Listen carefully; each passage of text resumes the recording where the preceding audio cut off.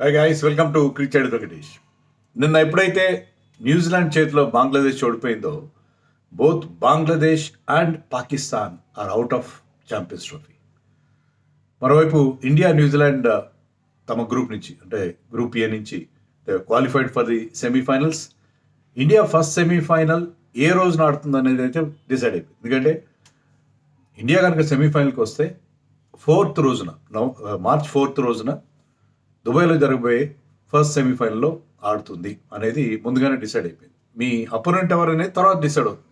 అది group below కూడా వాళ్ళ స్టాండింగ్, గ్రూప్ ఏలో స్టాండింగ్స్, ఫైనల్ స్టాండింగ్స్ మీద డిసైడ్ అవుతుంది. బట్ ఇండియా కనుక సెమీస్ క్వాలిఫై అయితే 4th రోజున మన వాళ్ళు సెమీఫైనల్ ఆడతారు దుబాయ్లో. So India semi-final is on 4th and India has already qualified for semifinals. అది వార్త. అండ్ మరోవైపు పాకిస్తాన్కి తీవ్ర ఆశాభంగం.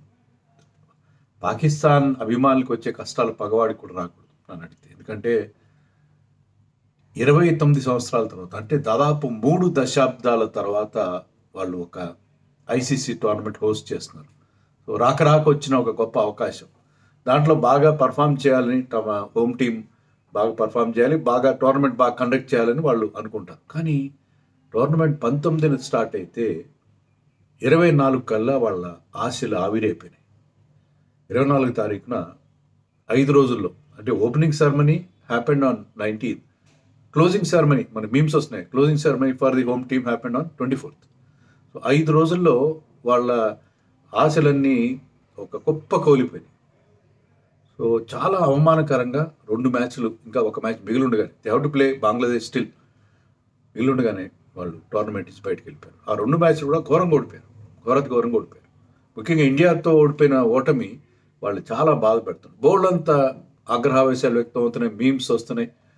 అన్నింటిలోకి నాకు నవ్వు వచ్చింది ఏంటంటే, Indian team doesn't want to go to Pakistan అంటున్నాం కదా, even Pakistan doesn't want to go back to Pakistan అంట, పాకిస్తాన్ టీం కూడా.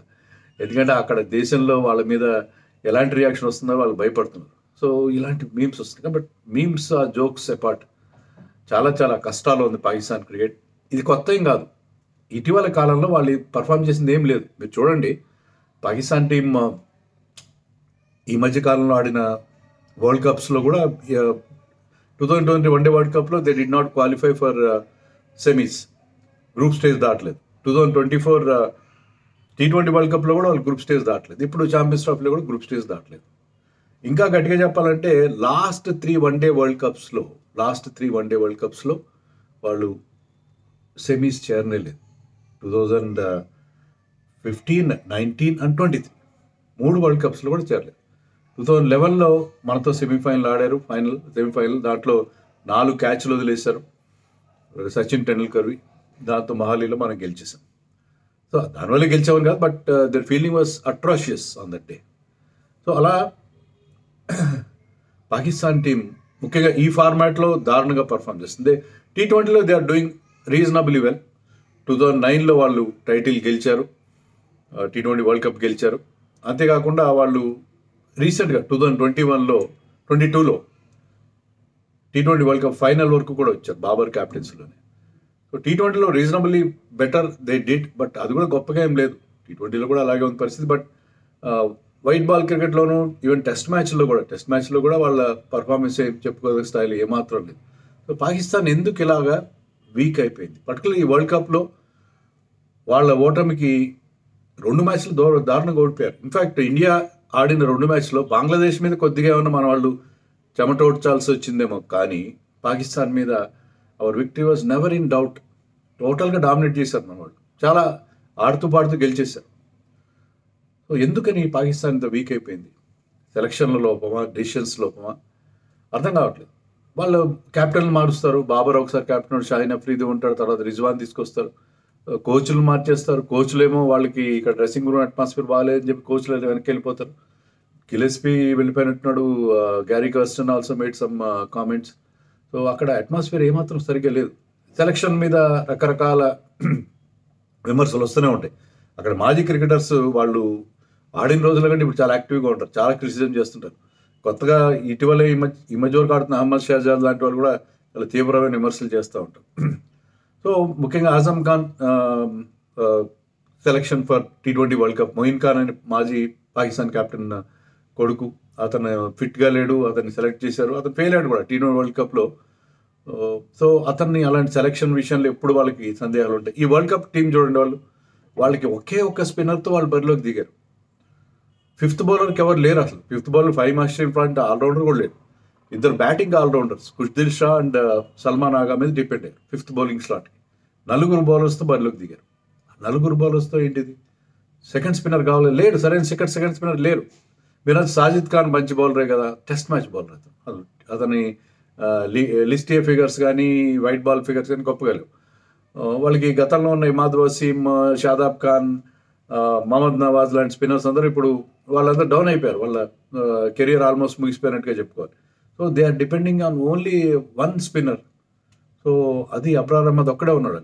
సో ఏషియన్ కండిషన్లో స్పిన్కి అనుకూలంగా ఉండే పిచ్ మీద ఇండియా ఇస్ ప్లేయింగ్ 3 స్పిన్నర్స్. వాళ్ళు ఒకే స్పిన్నర్, కనీసం ఇద్దరు స్పిన్నర్స్తో వెళ్ళాలి కదా, వాళ్ళు లేరు, వాళ్ళకి టాలెంట్ లేదు. సో అంతా దారుణమైన పరిస్థితి. సరైన ఆల్రౌండర్స్ కూడా లేరు. అప్పుడు మంచి మంచి ఆల్రౌండర్స్ ఉండేవాళ్ళు వాళ్ళ దగ్గర. వసీం అక్రమ్ లాంటి ఆల్రౌండర్ ఉండేవాడు, ఇమ్రాన్ ఖాన్ లాంటి ఆల్రౌండర్ ఉండేవాడు. ఇంకా చెప్పాలంటే అజర్ మహమూద్ లాంటి ఆల్రౌండర్స్, చాలామంది మంచి మంచి ఆల్రౌండర్స్ ఉండే టీం. షోయబ్ మలిక్ కూడా was a good all-rounder.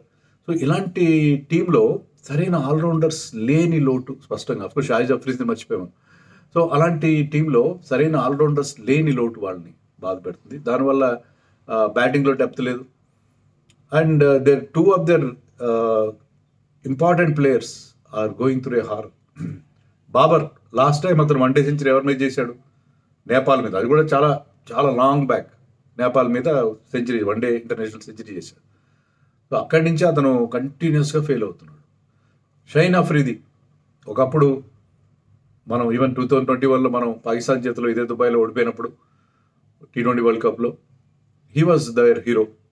So new బాల్తో వికెట్స్ ఇచ్చాడు. కానీ ఇంజరీ నుంచి వచ్చిన తర్వాత రిథమ్ పోయింది, బాల్ స్వింగ్ అవ్వట్లేదు, పేస్ అంత గొప్పగా లేదు. సో కోర్స్ ఈ bowl a wonderful ball to Rohit Sharma to get him out. ఆ బాల్కి ఎవరైనా అవుట్ అవుతారు. అది పక్కన పెడితే Shaheen Afridi is not the same bowler.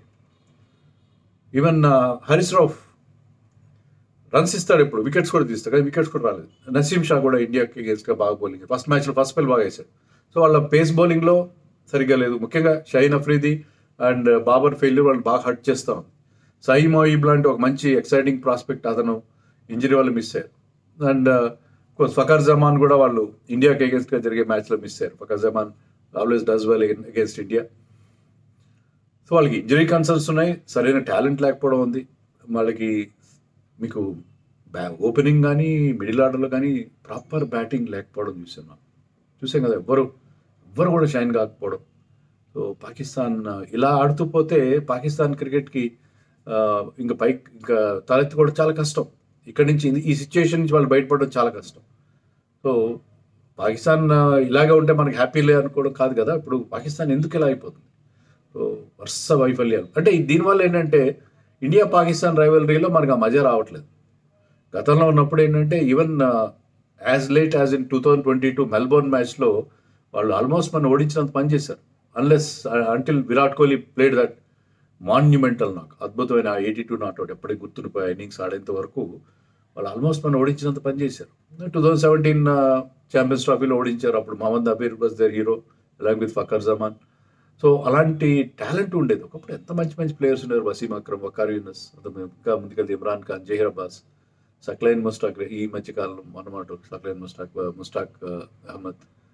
So మంచి మంచి స్పిన్నర్స్ ఉండేవాళ్ళు, మంచి మంచి పేసర్స్ ఉండేవాళ్ళు, అలాగే టాప్ క్లాస్ బ్యాట్స్మెన్ కూడా ఉండేవారు. కానీ ఇటీవల కాలంలో అన్ని రకాలుగా టీమ్ చాలా చాలా అధ్వాన స్థితిలోకి వెళ్ళిపోతుంది. పతనం ఒక్కొక్క మెట్టు కిందకి పాకుడు రాళ్ళలాగా జారిపోతూ ఉన్నారు. So let's feel sorry for Pakistan. And ఇక్కడి నుంచి వాళ్ళు పైకి రావడం, ఎందుకంటే వాళ్ళ పాలిటిక్స్, వాళ్ళ పీసీబీ ప్రెసిడెంట్స్ మారుతుంటారు. గవర్నమెంట్ మారినప్పుడల్లా వాళ్ళ ఈక్వేషన్స్ అన్ని మారిపోతుంటాయి. ఒకసారి రమీజ్ రాజా చాలా పవర్ఫుల్గా ఉంటాడు, అతనే ఈ will be calling the shots. ఒకసారి కామెంటేటర్గా మాత్రమే కనిపిస్తాడు. సో రకరకాలుగా అక్కడ డొమెస్టిక్ స్ట్రక్చర్ కూడా సరిగ్గా లేదు. ఏమాత్రం ఇప్పుడు ఏ క్రికెట్ అయినా రాణించేది డొమెస్టిక్ స్ట్రక్చర్ మంచి క్వాలిటీ ఉంటుంది. డొమెస్టిక్ స్ట్రక్చర్ సరిగ్గా లేదు. అక్కడ బ్యాంక్స్ ఎంకరేజ్ చేసేవాళ్ళు. బ్యాంక్ టీమ్స్తోనే వాళ్ళకి క్రికెట్ బాగుండేది. కానీ అక్కడ కూడా బాగా ఎంకరేజ్మెంట్ కూడా తగ్గిపోయింది. అండ్ కౌంటీ క్రికెట్ ఆడేవాళ్ళు. ఇప్పుడు ఒకప్పటి గ్రేట్ ప్లేయర్స్ ఉన్న మాజిద్ ఖాన్, జహీర్ అబ్బాస్, ఇమ్రాన్ ఖాన్, సర్ఫరాజ్ నవాజ్, వీళ్ళందరూ కూడా they use to play county cricket. అక్కడ వాళ్ళు తమ ప్రతిభకి స్థానం పెట్టుకున్నారు. దాని ద్వారా ఏంటంటే హై క్వాలిటీ టీం ఉండేది. ఒకప్పటి 1980s 1970s నాటి Pakistan team they were as good as anybody. So అప్పట్లో అద్భుతంగా ఉండేది వాళ్ళ టీం. కానీ పోను ఏంటంటే నానాటికి తీసుకట్టుగా తయారైంది Pakistan team. So Pakistan team ఇలాగ దారుణంగా ఓడిపోవడం, హోమ్ టీం 2 మ్యాచ్ల్లో ఆడిన 2 మ్యాచ్లు ఓడిపోయి టోర్నమెంట్ నుంచి అవుట్ అయిపోవడం నిజంగా అది వర్స్ట్ ఫియర్స్ అనమాట. ఎందుకంటే పీడకల్ల లాంటి టోర్నమెంట్ ఏ హోమ్ టీంకి ఉండబోదు కూడా. షాక్ మీద షాక్ పాకిస్తాన్ తగులుతూనే ఉంది. వరుస వైఫల్యాలు వాళ్ళని వెంటాడుతున్నాయి. But New Zealand did wonderfully well. వాళ్ళు ఆడిన నిన్నటి మ్యాచ్లో Rachin Ravindra played wonderful knock. So అతను ఇంజరీ, ఫ్రీక్ ఇంజరీ తర్వాత వచ్చి రావడంతో సెంచరీ చేశాడు. So he became the first player to score 100 on debut in one day world cup as well as Champions trophy.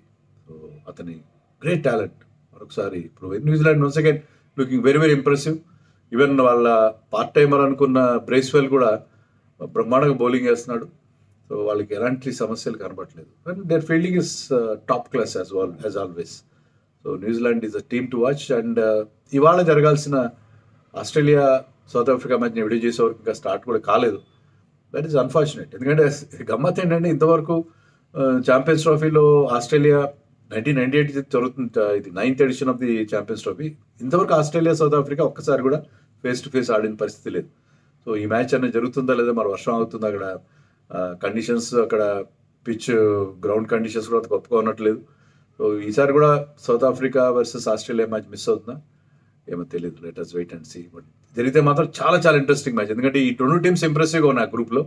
మన గ్రూప్లో న్యూజిలాండ్, ఇండియా ఇంప్రెసివ్గా ఉన్నట్టు ఆ గ్రూప్లో 2 టీమ్స్ ఇంప్రెసివ్గా ఉన్నాయి. మరి let us hope that match will happen today.